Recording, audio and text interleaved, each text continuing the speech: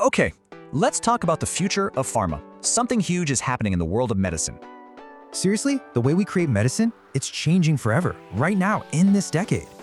And get this, that's the projected annual growth for cell and gene therapy. Absolutely explosive. We're moving away from old, one-size-fits-all medicine to something way more powerful. So what is it? Well, instead of just treating symptoms, these therapies fix the root cause. And the results? They speak for themselves. I mean, look at this incredible triple-digit growth. You gotta be wondering, how is this all happening so fast? It's all about a new digital toolkit. First, AI finds the target. Then, quantum computers design the fix. Finally, digital trials speed it all up.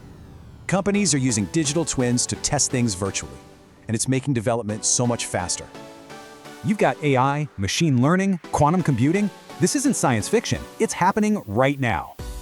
But what's really pushing this change? Well, let's follow the money. It's massive economic pressure. The global pharmaceutical market is huge. We're talking about $1.6 trillion. But almost $236 billion of that is at risk as major blockbuster drugs lose their patents. It's called the patent cliff. It forces these huge companies to either innovate or get left behind.